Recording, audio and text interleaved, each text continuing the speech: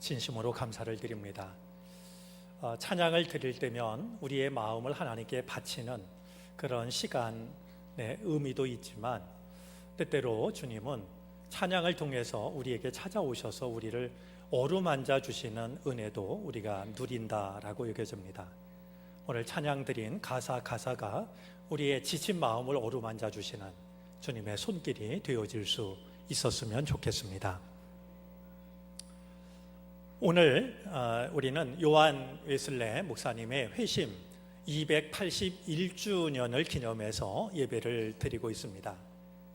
한 사람의 이름이 281년 동안 기억이 된다라고 하는 것, 또 한 사람의 믿음이 한 300여 년 세월이 지나갈수록 오히려 빛을 발한다라고 하는 것은 결코 흔한 일은 아니라고 여겨집니다. 이제 1738년 5월 24일 올더스 게이트 거리를 걷다가 한 작은 모임에서 요한 웨슬레 목사님은 하나님의 말씀을 듣게 됩니다. 오직 의인은 믿음으로 말미암아 살리라 라는 말씀이었습니다. 근데 이상하게도 그 말씀은 웨슬레 목사님도 모르지 않는 말씀이었겠습니다만, 그 순간 그 말씀은 요한 웨슬레 목사님에게 새로운 말씀으로 다가옵니다. 그날 일기에 의하면 그 말씀을 듣는 순간 이상하게도 내 마음이 뜨거워졌다라고 이렇게 고백을 합니다. 그리고 많은 불확실했던 것들이 명확해지는 은혜를 누리게 되죠. 제가 알기로는 요한 웨슬레 목사님 회심 기념주의를 지키는 나라는 우리나라밖에 없다라고 들었습니다. 아마 우리가 이 뿌리를 중요하게 여기다 보니까 이처럼 의미 있는 날을 우리가 소중하게 여기고 지키고 있다라고 여겨지는데요. 우리 요한 웨슬레 목사님의 마음이 말씀으로 인해서 뜨거워졌고, 그의 삶이 하나님께 붙잡혔고, 이제 하나님 앞에 쓰임 받았던, 우리가 이것을 기념하고 기억하는 것도 중요하지만 무엇보다도 우리들 한 사람 한 사람이 요한 웨슬레 목사님처럼 믿음 안에서 올바로 서는 것이 우리가 이 기념주의를 의미 있게 보내는 것임을 다시 한번 마음에 새길 수 있는 시간이 되어지기를 바랍니다. 요한 웨슬레 목사님이 태어나셨을 때 영국 사회는 큰 혼란에 빠져 있었습니다. 종교적으로 보면 성공회와 청교도 사이에 그런 갈등으로 인하여서 이제 굉장히 뒤숭숭했고요. 사회적으로 보면 산업혁명의 여파로 이 사회의 혼란도 극심했습니다. 많은 사람들이 술에 취해서 살아가고 있었고, 싸움을 일삼았습니다. 도박에 빠졌고 도둑질을 일삼았고, 그러다 보니까 전염병처럼 자살이 번져가고 있던 시대였습니다. 이런 일로 인해서 신앙은 미신처럼 여겨지게 되었고, 각처에서 웃음거리로 전락을 하고 말았습니다. 그럼에도 불구하고 종교 지도자들이 전하는 설교는 매우 이제 차가웠고 냉정했고 냉랭했고 도덕적인 가르침에 머무는 이런 한계를 보이고 있었습니다. 바로 그런 세상 속에서 요한 웨슬레 목사님은 하나님의 말씀에 붙잡혔고 하나님의 영의 인도하심을 따라서 그 어두운 영국 사회에 빛을 비췄고, 그 빛은 하나의 길이 되어서 당시 영국뿐만이 아니라 근 300여 년이 지나도록 우리의 믿음의 길도 인도해 주고 있으니 마음을 다해 감사할 일이 아닐 수 없다라고 여겨집니다. 오늘 한 300여 년의 이 시간의 차이를 두고서 오늘 이 땅의 형편도 크게 다르지 않다라고 여겨집니다. 우리들 한 사람 한 사람이 말씀에 붙잡히고 어두운 세상 빛으로 살아가고, 빛으로 살아간 우리들의 삶이 하나의 길이 되는 것은 오늘 이 시대 우리들에게도 동일하게 필요합니다. 오늘 웨슬리 회심 기념주의를 맞아서 한 목사님의 삶을 생각하면서 오늘 우리들의 믿음을 새롭게 할 수 있는 복된 주일이 되어질 수 있기를 바랍니다. 며칠 전에 저는 우연히 달팽이 한 마리를 보았습니다. 달팽이가 지나가는 모습을 우연히 보게 됐는데요. 달팽이는 열심히 지나가고 있었지만 제가 보기엔 그냥 그 자리에 머물러 있는 것 같았습니다. 달팽이를 보니까 연신 이제 이 더듬이를 더듬으면서 내가 가야 할 방향을 찾고 있었죠. 그 모습을 보고 장난기가 동해서 달팽이 옆에 있는 마른 풀을 집어가지고 더듬이를 툭 하고 건드렸더니요, 그렇게 동작이 굼뜨던 달팽이가 어찌 그리 빠르게 더듬이를 집어넣고 몸을 움츠리든지 괜히 웃음이 났습니다. 잠시 시간이 지난 뒤에 달팽이는 다시 이제 자기 길을 가기 시작을 했는데요, 달팽이를 바라보다가 드는 생각이 있었습니다. 야, 달팽이가 참 귀하구나. 달팽이를 보니까요, 달팽이는 자기가 걸어가는 속도가 방향을 앞서지 않도록 말이죠, 일부러 걸음을 천천히 걸어가는 것 같았어요. 오늘 우리들은 굉장한 이제 삶의 속도 속에 살아가는데요, 그래서 어느 날 문득 내가 어디 와 있나 보면 내가 와 있는 곳이 낯설게 여겨질 때가 있는데요, 달팽이는요, 자기의 속도가 삶의 방향을 앞서지 않도록 말이죠, 언제라도 더듬이를 이제 더듬으면서 내가 가야 할 방향을 찾고 있다라고 여겨졌습니다. 이 현대를 바쁘게 살아가는 우리가 배워야 하지 않겠나 하는 생각이 들었어요. 또 하나 달팽이를 보니까 눈에 띄는 게 있는데요, 일단 이 달팽이가 자기 길을 정한 뒤에는요, 온 몸으로 그 길을 가더라고요. 그냥 건성으로 가는 게 아니라, 여러분, 달팽이가 그 길을 가는 걸 보면 정말 온 몸으로 기어가지 않습니까? 내가 내 삶을 얼마나 성실하게 살고 있는 것일까? 내가 걸음걸음 내 마음을 다하고 있는 것일까? 이런 생각도 달팽이를 보면서 하게 되었습니다. 그런데요, 제가 목사기 때문에 그러겠죠, 달팽이를 보면서 제 마음속에 들었던 또 하나의 생각이 있었습니다. 달팽이를 보니까요, 이런 생각이 들더군요. 혹시 오늘 우리가 믿음의 더듬이를 잃어버린 거 아닐까? 미물이라고 여겨지는 달팽이는요, 연신 이 더듬이를 움직이면서 내가 어디로 가야 할지를 찾고 있는데요, 믿음의 길을 걸어가는 우리가 믿음의 더듬이를 잃어버리고 그냥 되는 대로 살아가고 있는 거 아닐까? 우리가 올바른 길을 찾기 위해서, 믿음의 길을 찾기 위해서 얼마나 예민해져 있는 것일까? 그런 생각이 마음속에 찾아 들었습니다. 오늘 우리가 읽고 있는 이 성경 말씀은요, 사도 바울이 2차 전도 여행을 떠났을 때의 일을 담고 있습니다. 우리 16장은요, 이 바울이 루스드라라는 곳에 이르렀을 때 일어난 일을 담고 있습니다. 바울은 지금 루스드라라는 곳에 와 있는데요, 이 바울의 2차 전도 여행이 우리에게 주는 가르침이 한 가지 있습니다. 이제 15장 36절 말씀에 그것이 담겨져 있는데요, 바울은 새로운 곳을 찾아가서 새로운 사람들에게 복음을 전하는 것, 그것만을 중요하게 생각한 것이 아니라, 복음을 전한 곳에서 살아가는 사람들이 얼마나 신앙생활을 잘하고 있는지 그들을 보살피는 것도 중요하게 생각했다는 겁니다. 여러분, 우리가 신앙생활하면서요, 여러 가지 일들을 새롭게 하는 것도 중요하지만요, 우리들의 믿음을 돌아보고 우리들의 믿음을 점검하고 우리들의 믿음을 확인해 보는 것도 중요합니다.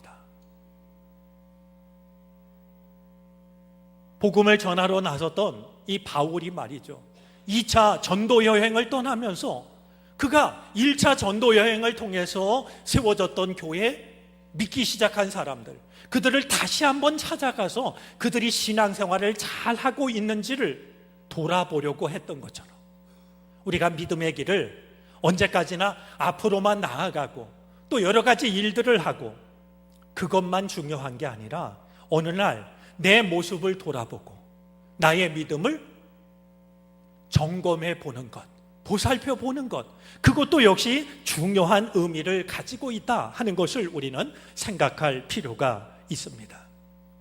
자, 이 루스드라에서 바울은 한 가지 중요한 결정을 하게 됩니다. 그곳에 먼저 와 있던 제자 디모데와 함께 이제 이 전도 여행을 동행하기로 결정을 한 것입니다. 이 디모데와 함께 전도 여행을 떠나기 위해서 이제 이 디모데를 받아들이고 있는 이 장면은요, 두 가지를 생각을 하게 하는데요. 하나는 하나님의 일은 중단이 될 수 없다는 것을 생각하게 됩니다. 여러분, 오늘 16장 앞에 나오는 15장에 보면은요, 사도 바울이 바나바와 크게 다툰 뒤에 바나바와 갈라지는 장면이 나옵니다. 마가 때문이었는데요, 사실 생각하면 좀 마음이 아픕니다. 여러분, 이 우리들의 믿음이요, 나라는 존재가요, 하나님 나라를 확장하는 데 쓰임을 받아야죠. 그것을 방해하는 데 작용을 해서는 안 될 겁니다. 이 마가라고 하는 사람이요, 바나바는 마가를 데려가자라고 했고, 바울은 지난날 있었던 일 때문에 데려가면 안 된다라고 이야기를 했는데, 이 의견 차이로 인해 가지고 정말 뛰어난 전도자였던 바울과 바나바가 갈라서게 되는 일이 있었습니다. 자, 그런데 이제 이 바나바와 갈라선 이 바울이 오늘 루스드라에 이르렀을 때 새로운 동역자를 이제 정하고 있는데요, 바로 디모데를 정하고 있었던 겁니다. 우리가 이 장면을 통해서 생각해 봐야 될 게 있습니다. 우리 요한 웨슬레 목사님, 그 동생 찰스 웨슬레와 함께 묻힌 그곳에 가면 묘비에 써 있는 그 비명이 있는데요, 그 중에 하나는 이런 겁니다. 하나님은 하나님의 일꾼을 장사하시지만 하나님의 일은 계속 하신다라는 겁니다. 하나님은 그 일꾼은 장사하시지만 하나님의 사역은 계속하신다. 이제 이 바나바와 헤어짐으로써 바울의 이 전도 여행이 중단됐던 것이 아니라 디모데가 그 역할을 맡게 되고, 디모데가 바울과 함께 하나님의 복음을 전하는 일을 감당하고 있는 것, 우리는 내가 주님의 일을 안 하면 주님의 일이 중단되는 것처럼 생각할 때가 있습니다. 그러나 아닙니다. 우리가 하지 못하면 하나님은 다른 누군가를 택하셔서 그 일을 대신하십니다.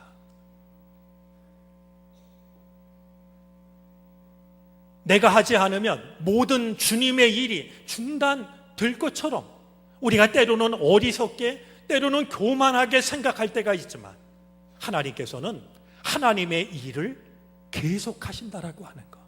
그렇기 때문에 우리에게 중요한 것은 하나님이 우리에게 사명을 주셨을 때 그 사명을 온전한 믿음으로 감당하는 것이 중요하다는 사실을 우리는 잊어서는 안 될 겁니다.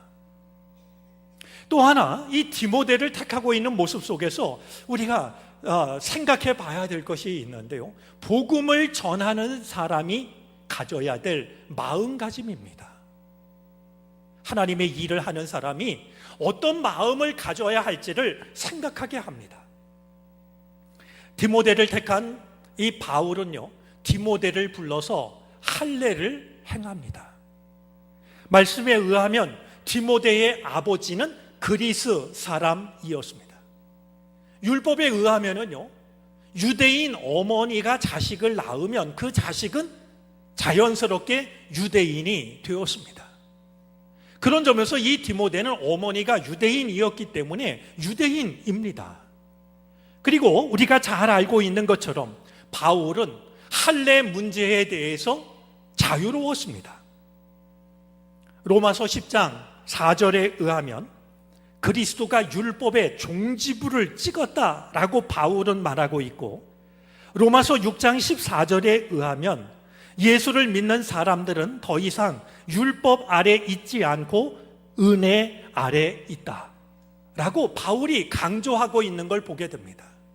이 말은 무슨 뜻이냐 하면, 유대인들은 하나님의 백성이라고 하는 증거를 할례를 받음으로 표시를 했지만, 그리스도인들은 율법 아래에 있는 것이 아니라 은혜 아래에 있기 때문에 할례를 받지 않아도 구원받는데 아무런 문제가 없다라고 선언을 한 겁니다.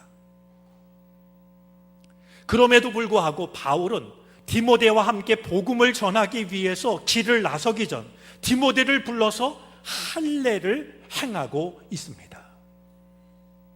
여러분, 때때로요, 우리가 열심히 일하지만 이 하나님의 나라가 확장되는 일이 불가능할 때가 있습니다.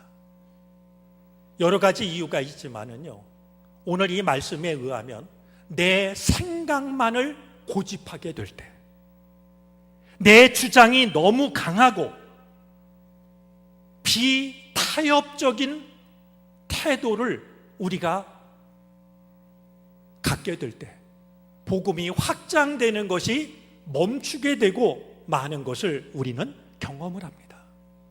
바울은 이 할례 문제에 갇혀 있던 사람이 아니었습니다. 그것이 구원에 있어서 절대 조건이라고 생각하지 않았습니다.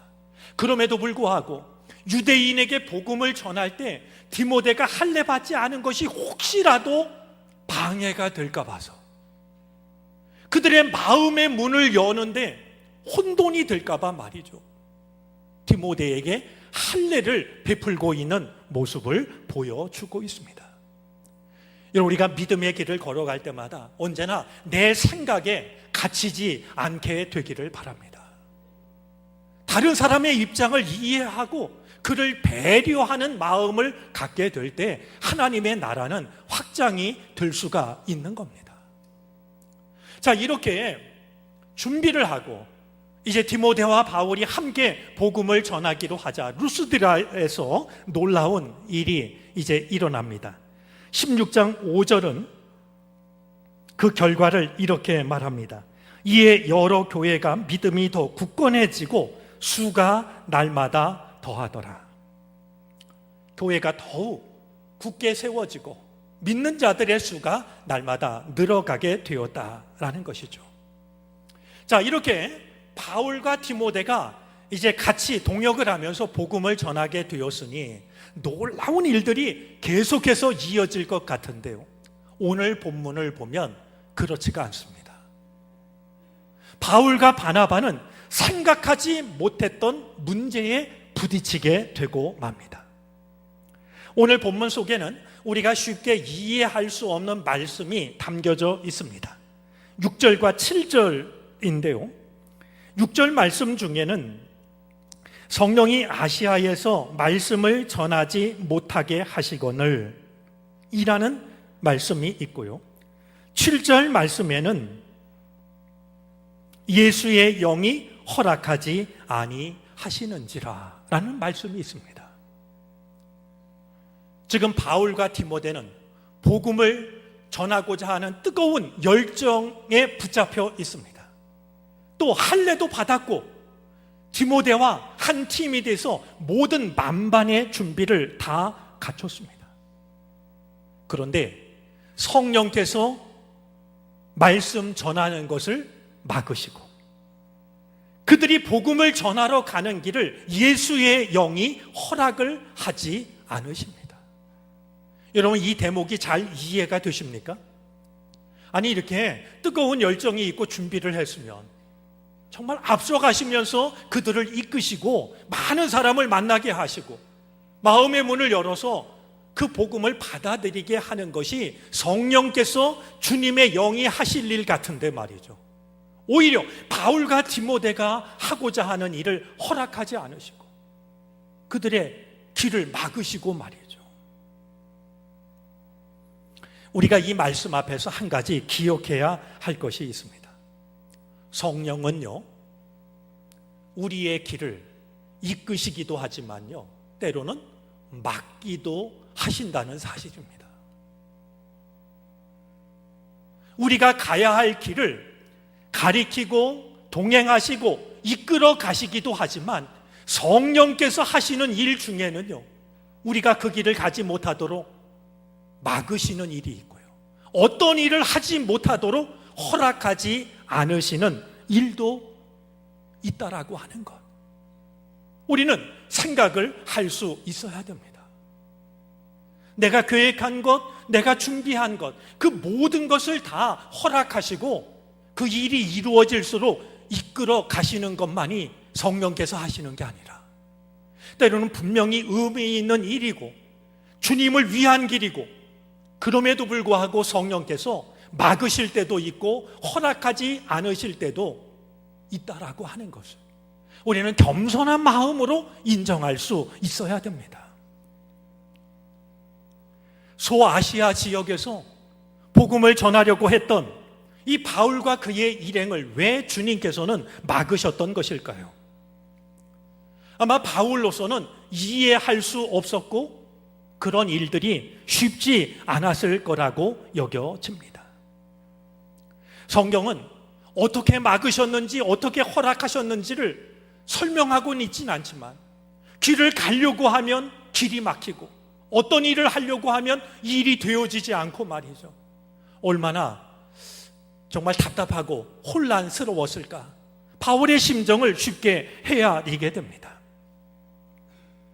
바울과 일행은 이해하기 어려운 일이었지만 그렇게 그의 앞길을 막고 허락하지 않으신 데에는 바울이 알 수 없었던 주님의 뜻이 있었습니다. 그것은 새로운 길을 여시기 위해서였던 겁니다. 다시 한번 바울을 살펴보면요, 그들은 주님의 영이 자신들이 가려고 하는 길을 막을 때 그 자리에 주저앉지 않습니다. 과연 주님이 원하시는 길이 어디일까? 새로운 길을 찾습니다. 그러나 그 길마저 막히게 되면 역시 그들은 주저앉지 않고 주님이 원하시는 길이 어디일까를 찾아 나서게 됩니다. 여러분, 나침반은요, 우리가 길을 잃어버렸을 때 나침반을 꺼내면 대번 방향을 가리키지 않습니다. 나침반은 팔을 떤 다음에 멈춰 서게 되고요, 우리는 그 떨림이 있기 때문에 나침반을 신뢰합니다. 여러분, 주님께서요, 우리가 계획했던 것을 때로 막으시고, 이게 주님께 도움이 될 것 같은데, 그런데도 그 일을 허락하시지 않으면은요, 낙심해서 주저앉지 마시고요, 주님이 나를 향해 가지고 계신 계획이 무엇인지를 믿음으로 찾을 수 있게 되기를 바라요. 바울이 주저앉은 게 아니라 말이죠, 막히면 새로운 길을 찾고 그곳에서 허락하지 않으시면 또다시 새로운 동네를 찾아가고 말이죠. 마침내 주님께서는 바울에게 새로운 길을 보여주시고 새로운 길을 열어주십니다. 바울이 드로아에 이르렀을 때, 주님의 뜻을, 주님의 길을 찾기 위해서 여기저기 헤매다가 마침내 드로아에 도착을 했을 때, 그날 밤 환상 중에 주의 뜻을 보여주십니다. 바울이 밤에 환상을 보게 되는데요, 마게도냐 사람이 바울 앞에 서서 바울에게 간청을 합니다. 마게도냐로 건너와서 우리를 도와주십시오. 간청을 하는 환상을 보게 됩니다. 이 환상을 본 바울과 함께 동행했던 이들은 이것이 주님의 뜻이라고 하는 사실을 인정합니다. 여러분, 꿈에 환상 중에 나타난 사람이 예수님도 아니었습니다. 주의 천사도 아니었습니다. 한 이방 사람이었는데도 불구하고 바울과 그의 일행은 바로 이것이 주님의 뜻이구나, 주님의 뜻을 깨닫고서 그들은 즉시 주의 뜻을 따르기 시작을 합니다. 오늘 10절 말씀에 보면요, 바울이 그 환상을 보았을 때 우리가 곧 마게도냐로 떠나기를 힘쓰니 라고, 그것이 주님의 뜻이라는 것을 깨달았을 때 지체하지 않고 마게도냐로 떠나기를 힘쓰고 있는 모습을 보게 됩니다.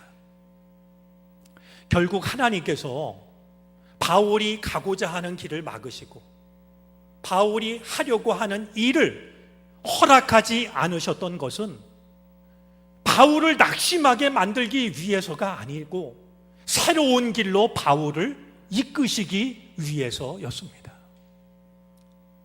여러분, 우리가 인생의 길을 살아가다가 내 앞길이 막힐 때면 우리는 낙심하고 그 자리에 주저앉고는 합니다.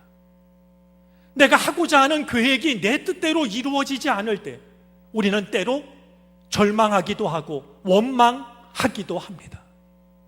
하지만 오늘 이 말씀을 통해서 우리가 한 가지 우리의 믿음과 인생의 길을 돌아볼 수 있었으면 좋겠습니다. 때때로 주님께서는 새로운 길로 우리를 이끄시기 위해서 우리가 가고자 하는 길을 막기도 하시고 우리가 계획한 일을 허락하지 않기도 하신다는 사실을 인정할 수 있었으면 좋겠습니다. 나의 길이 막힐 때, 내가 하고자 하는 일이 이루어지지 않게 될 때 낙심하고 원망만 하지 말고 주님께서는 나를 어디로 이끌어 가시려고 하는 것일까? 주님의 뜻을 믿음으로 바라볼 수 있는 우리들이 되어질 수 있게 되기를 바랍니다. 주의 뜻을 깨달은 이 바울은 지체하지 않고 드로아에서 배를 타고 네아폴리를 거쳐서 마침내 빌립보에 도착을 합니다. 빌립보는 로마 식민지로서 오늘 성경 말씀에 보면 이제 마게도냐 지방의 첫 성이라 말하고 있는데요, 첫 성이라는 말은 마게도냐에 가면 만날 수 있는 첫 번째 성이 아니라 가장 큰 성, 가장 으뜸되는 성이라는 뜻입니다. 이어지는 말씀에 의하면 바울은 바로 그곳에서 이제 자주 자색 옥감 장수였던 루디아를 만나게 되고 그의 온 가족이 세례를 받고 예수님을 믿게 되는 놀라운 일들이 일어나고 있는 것을 이어 기록하고 있습니다. 여러분, 우리가 오늘 본문을 읽으면서요, 한 가지 떠올려야 할 것이 있습니다. 우리는 사도행전을 읽어나가면서 드로아라는 지역에서 바울과 일행이 배를 타고 네아폴리를 거쳐서 빌립보에 도착을 했구나, 이렇게 읽는데요, 오늘 이 장면은 어떤 의미를 갖냐 하면 유럽 지역에, 유럽의 복음이 처음으로 전파되는 순간이 바로 이 순간입니다. 소아시아 지역에 머물던 이 복음이 말이죠, 드로아에서 배를 타고 바다 건너편인 네아폴리 빌립보로 바울이 찾아감으로 인해서 드디어 복음이 유럽에 전파되기 시작하고 있는 것이 바로 오늘 성경이 담고 있는 순간인 것입니다. 평범한 것이 아니라 역사적인 말이죠. 유럽의 복음이 전파되기 시작한 첫걸음을 떼고 있구나라고 하는 것을 우리는 생각할 필요가 있는 것이죠. 소아시아 지역에서 복음 전도를 막으셨던 것은 새로운 땅 유럽에 복음을 전하시기 위한 하나님의 계획이 있었기 때문입니다. 저는 마음을 담아서 여러분에게 이렇게 말씀을 드리고 싶습니다. 우리가 하나님을 신뢰하기만 한다면 우리는 하나님이 틀림없는 분이라는 사실을 깨닫게 될 겁니다. 하나님은 실수하지 않으신다라고 하는 것. 때때로 우리가 길이 막히고 일이 뜻대로 되지 않으면 하나님 지금 뭐 하시는 거냐라고 생각할 때가 있지만 그것은 우리를 새로운 곳으로 이끄시기 위한 하나님의 계획이라고 하는 것. 그래서 우리가 하나님을 신뢰하기만 한다면 하나님은 내 인생에 있어서 결코 실수하지 않으신다라고, 하나님은 틀림없이 하나님의 뜻을 이루어 가신다는 사실을 우리는 깨달을 수가 있게 될 겁니다. 나의 길이 막혀서 원했던 일이 뜻대로 되지 않아서 마음이 힘들고 괴로운 누군가가 있다면 오늘 말씀이 위로가 되고 용기가 될 수 있기를 바랍니다. 하나의 길은 막으셨지만 그 속에는 새로운 길을 여시기 위한 하나님의 계획이 숨겨져 있었다는 사실을 깨달으시고 나를 향하신 하나님의 새로운 계획을 믿음으로 만날 수 있는 우리 모두가 되어질 수 있기를 바랍니다. 그런데요, 오늘 말씀을 나누면서 그냥 지나치고 싶지 않은 것이 한 가지가 있습니다. 여러분, 바울과 그의 일행이요, 유럽 땅으로 건너가기 위해서 소아시아 지역에서 떠난 곳이 있는데요, 오늘 성경은 그곳을 드로아라고 말하고 있습니다. 드로아는 사실 성경에 크게 알려진 지명이 아닙니다. 저는 여러 해 전에 함께 신앙생활하던 교우들과 함께 이 드로아를 찾아간 적이 있습니다. 바울이 아시아 땅을 떠나서 유럽으로 건너간 그 자리가 어떤 곳인가? 드로아를 거쳐서 바울의 갔던 길을 따라서 네아폴리를 거쳐 빌립보를 찾아간 적이 있습니다. 드로아를 찾을 때 마음이 설렜습니다. 이 드로아 마을이 어떤 마을일까 궁금했죠. 그런데요, 막상 드로아를 찾았을 때 저는 마음이 숙연해졌습니다. 왜냐하면요, 드로아는 너무나도 작고 너무나도 평범하고 너무나도 보잘것없는 작은 어촌이었습니다.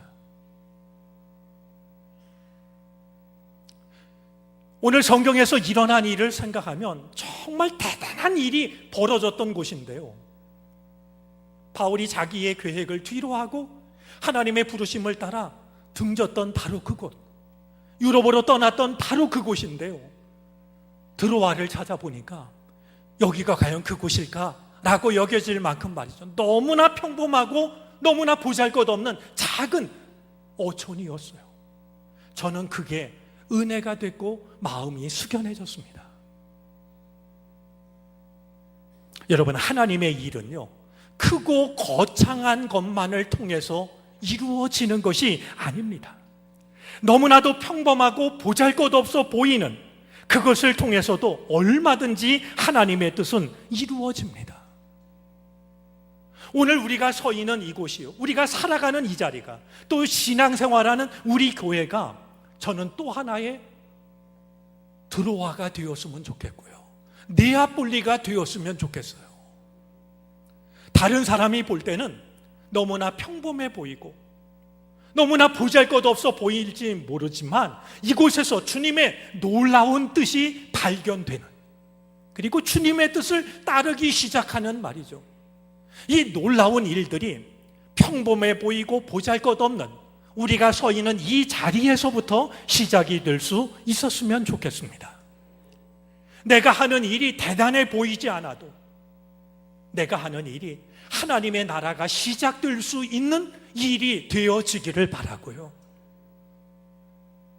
지금은 몰랐지만 먼 훗날 되돌아볼 때 그 순간이 내게 얼마나 중요한 순간이었는지를 깨달을 수 있는 매 순간순간들이 되어질 수 있게 되기를 바랍니다. 웨슬레 목사님이 하셨던 말씀 중에 꼭 기억하고 싶은 말이 있습니다. 웨슬레 목사님이 남기신 말 중에는 이런 말이 있습니다. 나는 감리교인이 세상에서 사라지는 것을 두려워하지 않는다. 그러나 그들이 단지 능력 없는 종교의 형태만을 갖고 있는 죽은 단체로 남아있지 않을까 염려한다. 감리교를 시작하신 목사님이지만 나는 감리교인이 세상에 한 사람도 남아있지 않는 그것을 나는 걱정하는 게 아니라 믿음의 능력을 잃어버린, 그래서 껍데기만 남아있는 말이죠, 죽은 단체로 전락하지 않을까, 그것을 걱정한다라고 말씀을 했습니다. 바울이 그러했듯이, 요한 웨슬레 목사님이 그러했듯이, 오늘 요한 웨슬레 목사님 회심 기념주의를 보내면서 우리가 우리의 믿음의 더듬이를 돌아보았으면 좋겠습니다. 어지러운 세상을 살아가며 우리는 우리의 믿음의 더듬이가 살아있는 것일까? 주의 뜻을 예민하고 민감하게 찾고 있는 것일까? 주님이 막으시면 멈춰서고 주님이 길을 여시면 그 길을 따르고 있는 것일까? 그것을 돌아볼 수 있는 회심 기념주일이 되어졌으면 좋겠습니다. 우리가 살아있는 믿음의 더듬이를 회복함으로써 주님이 이끄시는 그 길을 믿음으로 발견하고 믿음으로 그 길을 걸어갈 수 있는 우리 모두가 되어질 수 있기를 주의 이름으로 축복합니다. 기도하겠습니다.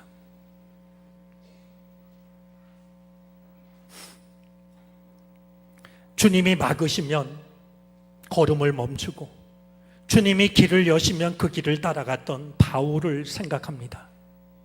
어두운 세상, 주의 말씀에 붙잡혀 주의 영에 붙잡혀 빛을 비췄던 요한 웨슬레 목사님을 생각합니다.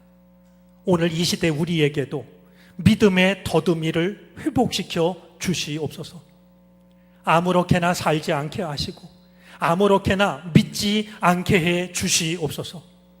주의 뜻을 분별하게 하여 주시고 그 길을 믿음으로 따라갈 수 있는 하나님의 사람들이 되게 하옵소서. 어두운 세상 빛이 되어짐으로 빛의 삶을 살아간 우리가 어두운 세상 하나의 길이 될 수 있게 해 주시옵소서. 거룩하신 주 예수 그리스도의 이름으로 기도를 드립니다. 아멘.